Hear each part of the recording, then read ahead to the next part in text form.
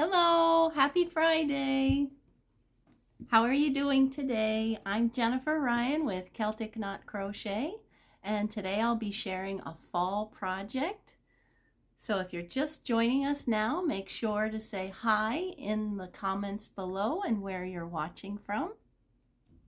I'm in New England in the US, and it is another beautiful, sunny, and warm day here. Very unusual. We even haven't had frost yet.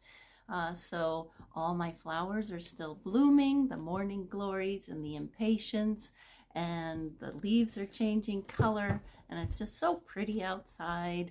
But soon it's going to get colder. But that's great for crocheters, right? Because we love to crochet warm projects and have them on our lap while we watch movies or sit by the fire. So I'm Jennifer Ryan. Thanks for joining us today. I'm from Celtic Knot Crochet, and I'll be showing you a fall project today. Say hi in the comments below. Beth from Illinois and Shelly from Alabama. So glad you joined us today. I'm going to try something new, and pardon me while I scroll a little bit here. I'm using a laptop so I can see your comments better, because sometimes when I'm using my phone it's hard to see them. I see all those hearts floating by. That's great. So thanks for joining us today. Why don't you write in the comments if you like the season of fall, or even if you have one where you live. I know some of you watching don't have seasons like I do here in New England. Kathleen from Michigan, thanks for joining us, and Rhonda from Canada. Do you have snow yet in Canada, Rhonda? We don't have snow yet here, although last year, about a week from this time, we got snow and we were very surprised. Hi, Tina. Glad you're joining us. Jody from Ontario. Thanks for joining today. So let me show you the project. It's called the Festive Pumpkin Garland, and it looks like this. So there's a whole bunch of pumpkins strung out on a very simple cord. Lisa from Ohio, thanks for joining. Janie from the UK. Janet from Wisconsin, what a beautiful state. And I'm going to show you how to stitch up one of these pumpkins today. You can see there's this short and fat one. Then there's a tall and thin one. And then there's a medium round one. And I made them in 3 or 4 different colors of cotton yarn. I just love these colors. The oranges and the yellows look great for fall. Have you been out to pick apples or been out to pick a pumpkin? We've done that as a family. So much fun to get out in the beautiful weather and see all the different types of pumpkins that are out there. There's so many kinds. And the squash, some of them, they don't even look like they're from this planet. But I was inspired by the shape of pumpkins. They come in so many different shapes when I made this garland.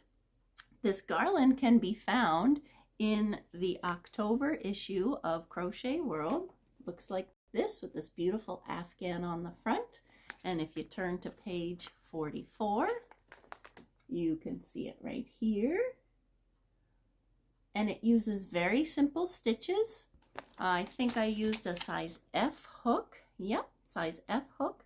And of course you can use yarn from your stash, but this is the yarn that I used, Symphonia. Now today we're going to have a giveaway for some of this yarn, so I'll tell you about that in a second. If you've watched some of these Facebook Lives before, you'll have seen that I love to use this yarn. It's cotton, and for this project I think it shows stitch definition great. So you can see all the little details in the pumpkins. See if I hold it up closer. You can see all the nice twists and turns of each stitch, and just that adds to the interest of the pumpkin shape. So I'm going to show you how I did that with one of them. But in order to win the giveaway, you have to do something special to enter.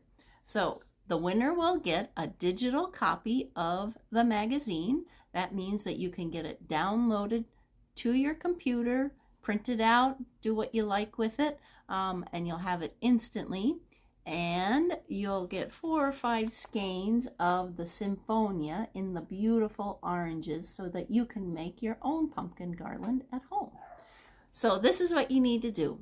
Just need to head on over to my blog at celticknotcrochet.com and you'll see a picture of this garland sitting right there. Just click on the Read More at the bottom of the first little paragraph and it'll show you the whole blog post with several more photos of this project, photos of the yarn, and all you have to do is leave a comment.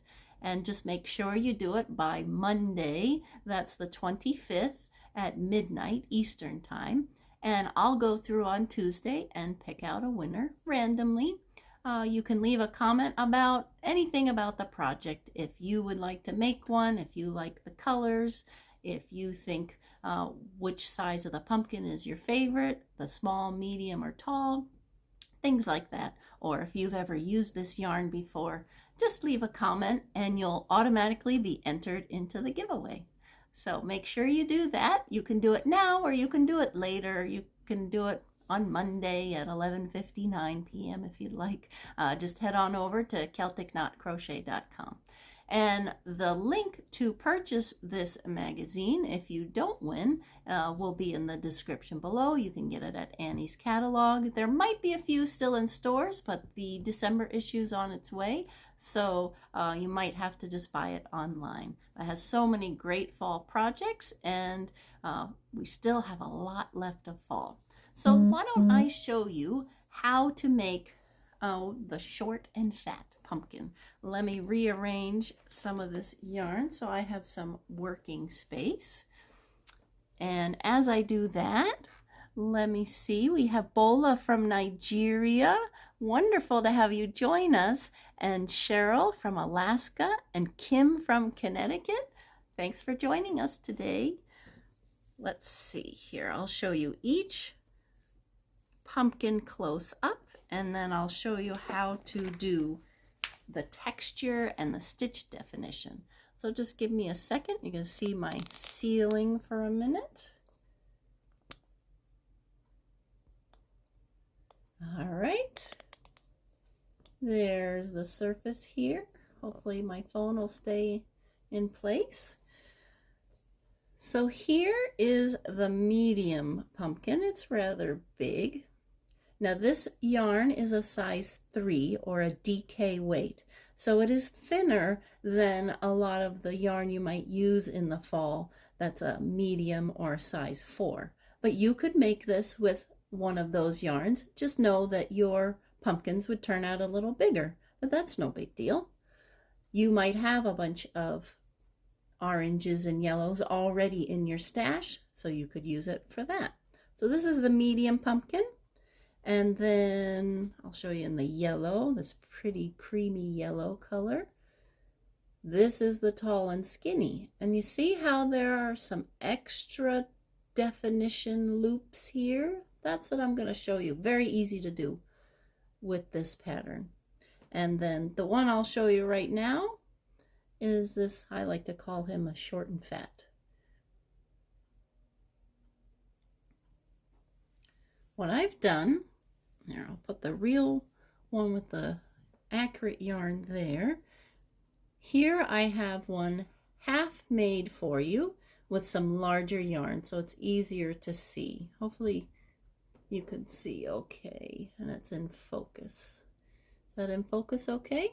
So I chained what the pattern says. I think it's 13 or 14, and then I worked down the chain as normal, so it would have looked like this, just working down, and I did different size stitches to help create that shape.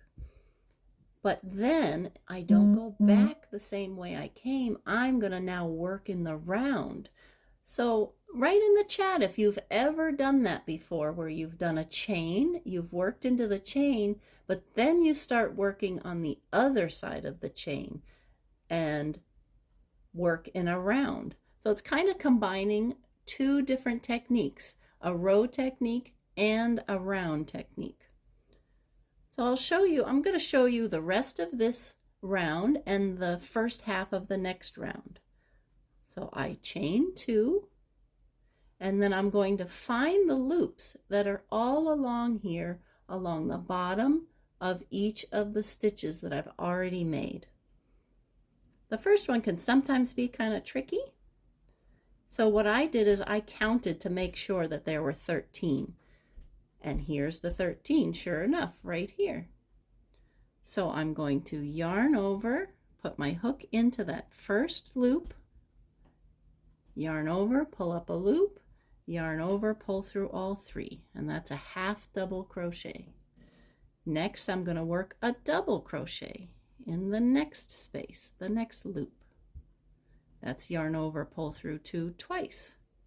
And then for the next 7, I'm going to work a treble crochet. Now, treble crochets are yarn over twice. And then you put your hook in, yarn over, pull up a loop. Now I have 4 loops on my hook. Then yarn over, pull through 2, through 2, through 2.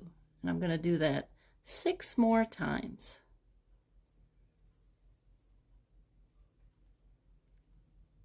Have you ever done treble crochets before? They're a very common stitch, but they usually aren't for beginners.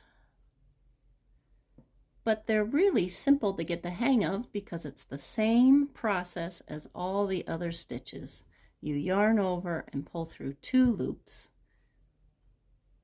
It's just got a bunch more. So I yarn over twice, put my hook in, yarn over, pull through the stitch, then yarn over, pull through 2, through 2, through 2.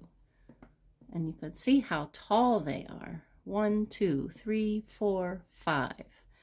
I have 2 more to do.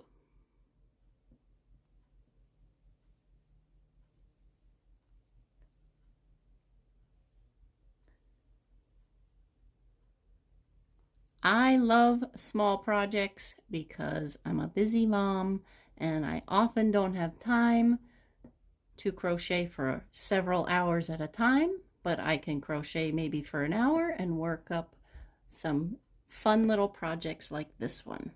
So now I'm going to work a double crochet, then a half double. So my stitches are getting shorter. You can see how that creates that shape. So fat here in the middle and then starting to come shorter and pinched in at the top.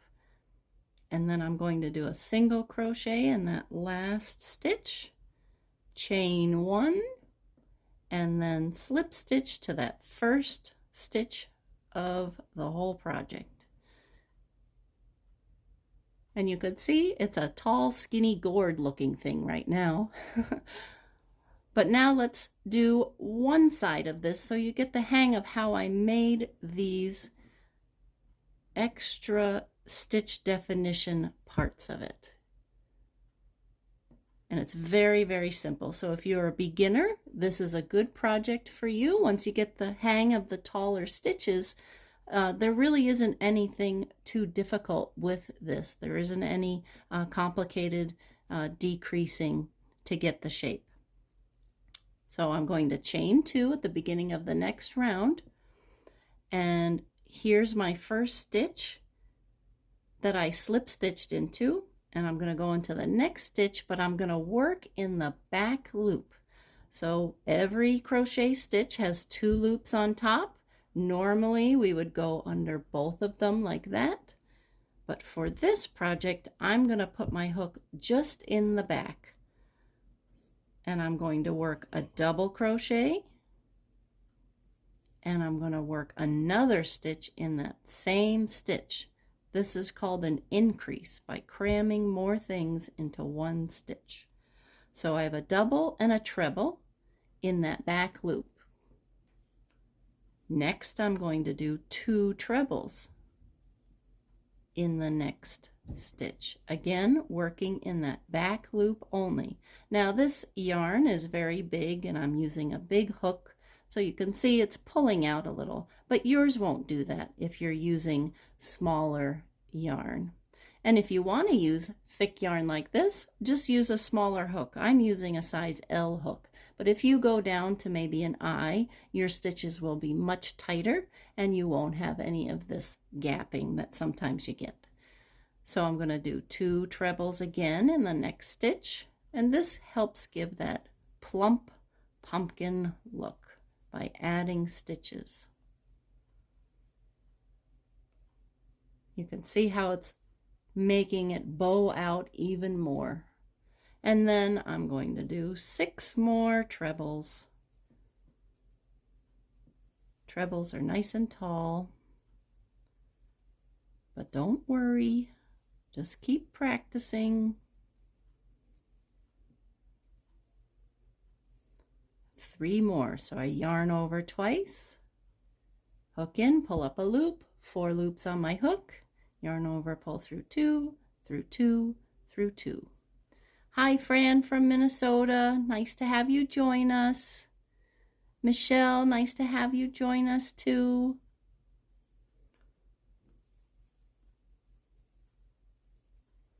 Okay, so I just did 3 tall trebles plus 3 more. And now I'm almost at the bottom of the pumpkin, and look how going into that back loop creates this nice ridge of loops that add dimension to your pumpkin. Very simple way to add some interest. If you've ever looked at pumpkins closely, they have lines going up and down, and that's what makes them look like a pumpkin as opposed to maybe a bouncy ball. And then I'm going to do a treble actually, so yarn over twice. I'm working backwards. I'm repeating what I did on the other side. Treble and then a double. So the treble has 2 yarn overs, and then the double crochet has 1 yarn over. And then I'm going to do 1 more double crochet here, and a half double crochet in that last stitch. So again, you can see the treble is nice and tall, then a double, then a half double, working our way down.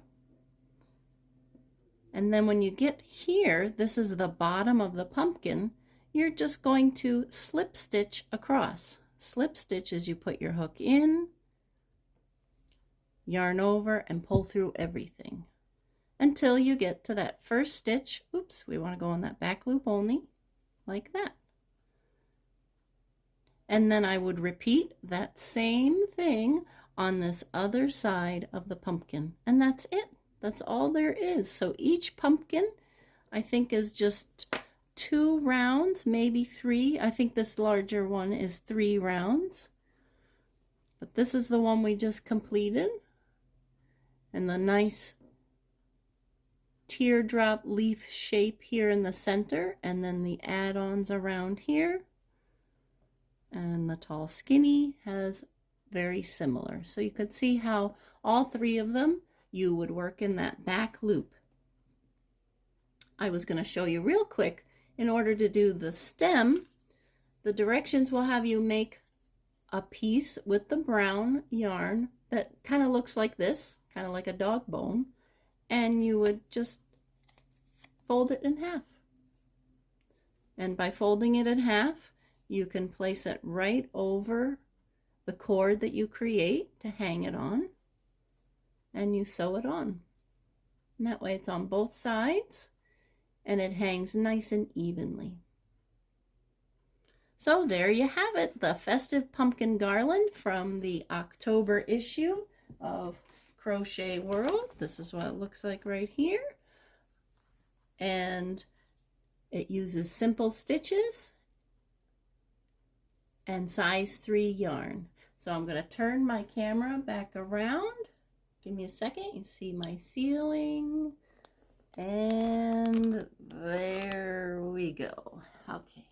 So Thanks for joining us today. Hope you learned a little something or just had a nice time relaxing watching crochet. I know when I watch crochet videos, it's really relaxing and it's nice to watch someone work with their hands and while I'm working with my hands too.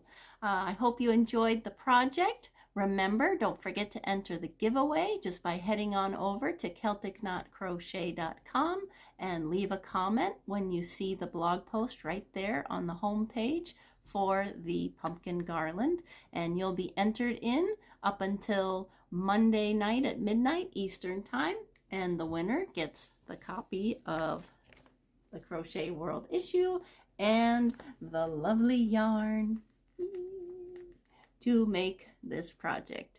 So make sure to go do that. And again, if you're watching on the replay, feel free to continue to comment below because I go back a couple days later and read your comments and say hello. I love to see what you have to say if I didn't catch it during the live. So thanks again for joining. Have a good rest of your weekend. Bye-bye.